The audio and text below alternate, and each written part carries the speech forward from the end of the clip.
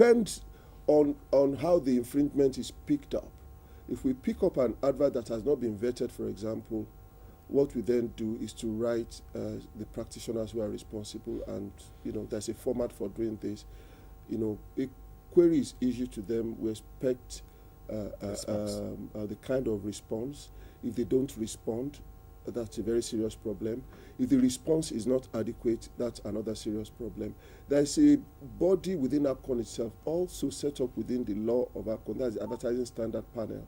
It vets every single ad. It's also one of the statutory bodies. Apcon is run by a couple of statutory committees within the main body itself. And so such a claim, if it were to come or if it were to be identified, would be investigated. And as soon as it's investigated, if there's a need to proceed with it, it will be taken over to the next level.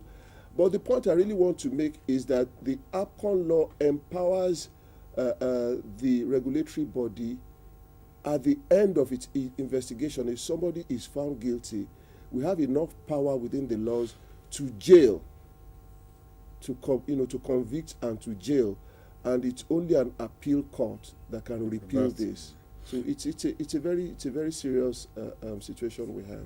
Okay. Now, the question, of course, at the back of many Nigerians will be that they have not heard stories of that happening, and therefore they are not too sure if they can report. If they're just like all things in Nigeria, we still don't look. So, so do we have maybe you want to give us some numbers, not necessarily names, but things, people, areas where we have seen infractions and we have tried to correct such. If lately Nigerians have not heard much about it, I think it's a credit to Nigerians, it's a credit to Apcon that the compliance level is getting better.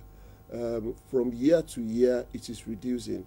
Again, if we have not, if you like, make a public show of it, it's because we are talking of professional organizations. We are talking about ensuring that people comply. The best way forward is not necessarily to say because I have the law to punish, so I'm going to every time whip people. Merely showing the cane and getting people to comply, to me, is even more effective. And we've been having a lot of that. The statistics of how many infringements we have had, how many we have followed through, what we have done to them, and all of those, they are available for anyone who is interested in Apcon. The information is available in the ministry. It is available quarterly to the minister. If any Nigerian or foreigner wants to know, if they phone Apcon, will of course want to know what you want to do with the information. Yeah. If it's for use in university or whatever, if it's relevant, then we'll make it available. It is not secret. Okay. Yeah. Now, Apcon is funded by government or by your members. Do you subscribe yourselves to function, or do you wait on, as it were, largesse from government to function? Because who pays the piper after all? Apcon is like any regulatory body or parastatal. We get our vote from government. We go through the budget requirement of Ministry of Information, and it depends on what the National Assembly approves from us. But anybody who is in government will tell you that we can never have enough, really. And Apcon also makes revenues from vetting ads and all that. And some of the other, we organize programs and we make legitimate incomes from all of this. So it's a combination of two or three. Support from government. Yeah. Now, one area that, again, some Nigerians are a little bit wary about is the question of capacity development. Right now, the perception is that most agencies are actually, media warehouses. They really don't do much of creative work anymore. Coming from your own background, how do you react to that? Is it that Apcon is not helping to train its members to do full advertising or proper advertising? That right now everybody's just ambushing. All they now do is just look for somebody who wants to place, buy media, collect money, buy media, take the commission, and everybody goes home, feeling fat and all that and all that. Whereas the creative energy that should be put to grow the business, which will eventually grow the end use of the media, is not there. So what is that correct? Is that true? That comment, either as perception or whatever it is, cannot be accurate. The advertising end of the business sits on quite a few platforms. Media and media management is just one. And with great pride, I can tell you that we have agencies that have great capacities to develop campaigns, either from strategy point to execution and all. And it is still going on. Otherwise, there will be nothing to feed the media anyway. What you see on TV, what you see in the media is the end product from the work that the clients and the agencies do together. So a whole lot of strategy and creative work is still going on, either here or outside of the country, depending on where the client wants to buy that service. However, and wherever the client procures this service, it still must end up with Apcon, where we can vet and make sure that the right things are being said and are going to be communicated to Nigerians. That actually is where the question is running to. This question of where the material is coming from. Largely, or well, I deal with television, so I may not speak for radio and for print, but largely, most materials that we see exposed on TV right now are not being produced here in Nigeria.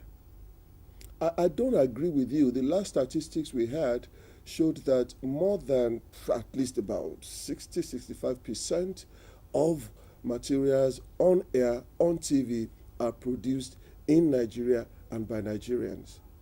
And there's nothing wrong about materials coming from outside, because at the end of the day, we are talking of global economy. It's better in terms of cost for a client to have, for example, a single material for West African English-speaking areas, developing a material for Nigeria, for Ghana, for Cameroon, and all. So there's a lot of thinking, yes, and economies of of scale in all of this, and I would say that more than 60, 65, 70.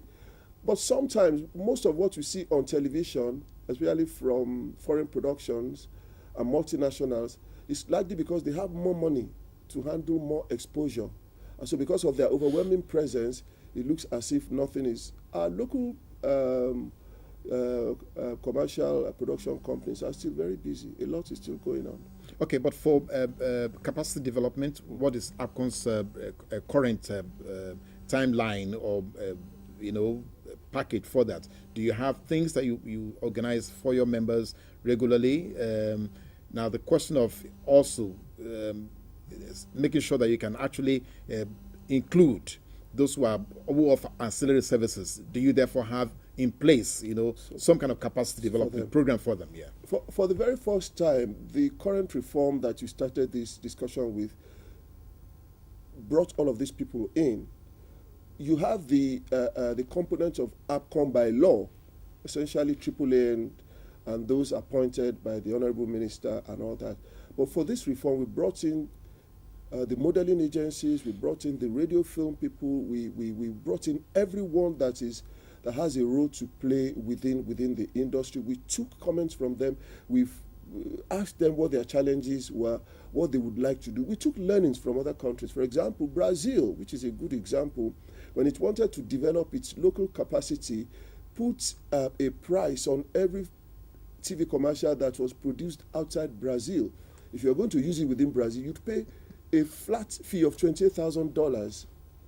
A lot of people complained then, but see what is done to the industry in Brazil.